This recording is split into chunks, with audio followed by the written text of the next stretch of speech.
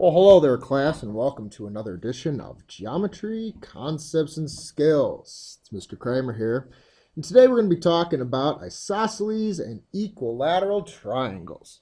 Well, first things first, let's start with the first one. We're going to look at isosceles triangles.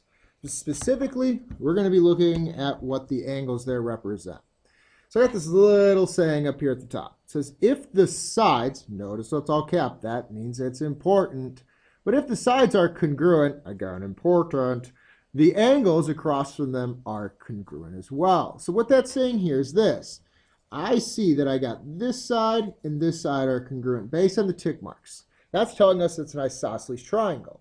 What that means is the angles across from them, being that dude there and that dude there, are congruent.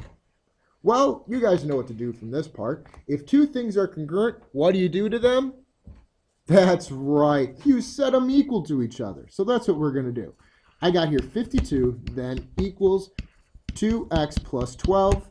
And then let's just solve here for x. So I'm going to subtract 12, and I'm going to get the magical number of 40 equals 2x. And what do I do then, ladies and gents? Oh, that's right. I divide by 2, giving me x equals 20. That's simply it. If the two sides are congruent, like you see here, hold on, there we go. There we go. Like here and here, that means that their opposite angles from each other are going to be congruent as well. So we can say then the same thing here for angle 2. This angle here and this angle here are congruent. Well, what does that mean we need to do here? Well, can't really put x equals x. That doesn't make a whole lot of sense. But what we can do is we can say that x plus 40, equals 180 degrees. So with that being said, let's add our like terms together, or 2x plus 40 equals 180. I'm going to subtract 40 from both sides. Get myself some 2x equals 140 action. Divide, and x equals 70. So with that being said, I want you now to give number 3 a try. Again, be aware of those two sides. What is it going to mean for these two angles, and what are you going to do with these little base angles here? Okay, with that being said, let's move on to the next part. And that's going to be still looking at isosceles triangles, but we're going to be looking at the side specifically. So here's what I have. If two angles of a triangle are congruent, again, note the capitalization, meaning it's important, then the sides opposite of them are also congruent. Basically, it's a lot of the same thing that you just did on the other part, except in reverse. What I'm trying to say here is this. These two angles, you can see, these two base angles right there are exactly the same. That means that their counterpart sides then have to be congruent as well. So like here, what you note then for number 1, if these are my two congruent angles, it means that it's going to also be an isosceles triangle because the sides opposite of them have to be exactly the same. Well, I already kind of asked you this one question before, but what do you do with two things that are exactly the same? That's right. You guys are so good. You set them equal to each other. So that's exactly what we're going to do here. I'm going to plug in here 3x plus 9 equals 27. I'm going to then just subtract 9 from 27. Again, just solving some basic algebra action. 3x equals 18. We divide. And x equals 6. And that's really it. So I want you to give number 2 a try there. See what you guys got. Again, given the base angles here, what is that going to mean for their opposite sides? Think about it. Let's move on to the back side. This time around, got myself some equilateral triangles. A couple things I want you to remember and want you to take note of these equilateral triangles. Remember, equilateral triangles are also equiangular triangles. They're the same thing. An equilateral triangle's sides are congruent.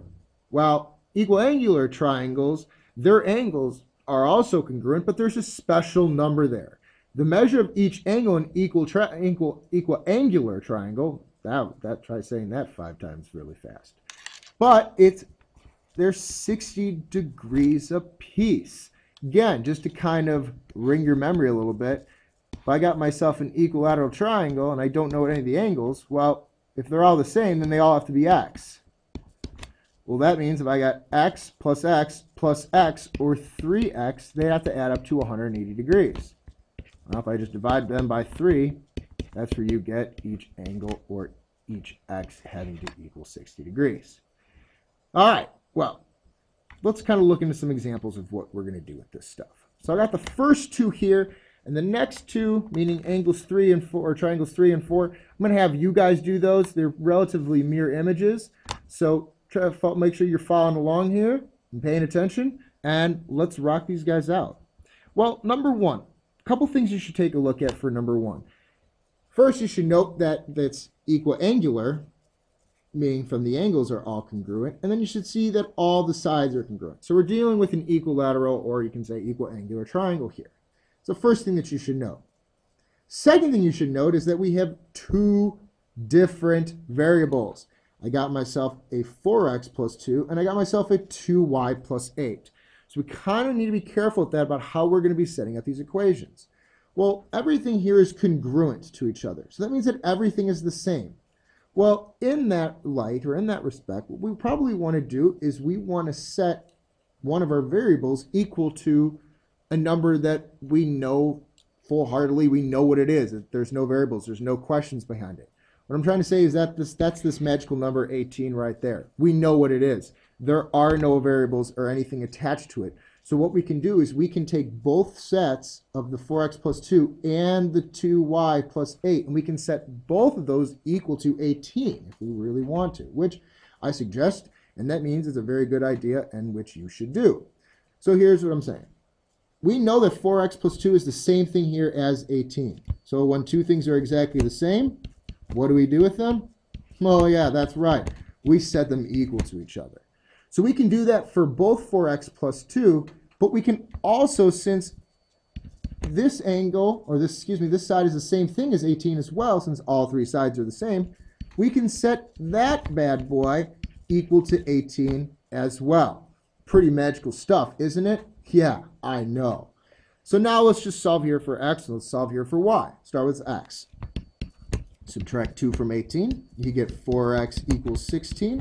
We're going to divide this guy by 4, and x equals 4. Ta-da! Simple. Same with the next one. You're going to do marvelous at it. We're going to subtract 8 from 18, giving me then 2y equals 10. Divide, and y equals 5. And if you were to plug them back in, make total sense anyway too. If I take this 4 and plug it back in here, 4 times 4 is 16, plus 2, 18. Isn't 18 the same thing as this guy? Yup. Let's do the same thing on the next one. Y equals 5. Well, 2 times 5, that's 10, plus 8, 18 as well. So all three of these guys are 18, making them equilateral. Number 2 now. It says all three sides are equal, but that's it. And there's no real numbers on those sides, kind of like the last one. So what on earth do we do? Well, I'm glad you asked. Here's what we got. If I know that each three of these sides are the same, or equilateral, then it has to be equiangular too. Well, that kind of takes us above to this. The measure of each angle in an equilateral triangle is 60 degrees. Well, that means that this dude here is 60 degrees, this dude here is 60 degrees, and it means that this fine young gentleman is also 60 degrees. So what can we say then about 2x plus 44? Well, we can say that 2x plus 44 is also, or is the same thing, or congruent to 60. That's all you need to do. And then just solve for x, meaning subtract 44 from 60, getting myself some 2x equals 16 action. Divide that mamma jamma, and then 16 divided by 2, x equals 8. All right, the last two, again, like relative mirror images of the last ones that we just did. So I want you to give those a try on your own. Bring them back to class tomorrow. Done. Make sure they're done. We know how important that is. Get yourself some points there. And please ask any questions if you have any. I hope you guys found this informative and wonderful and fantastic. And of course you should. And we'll talk to you guys later. Have a great rest of the day. Bye-bye.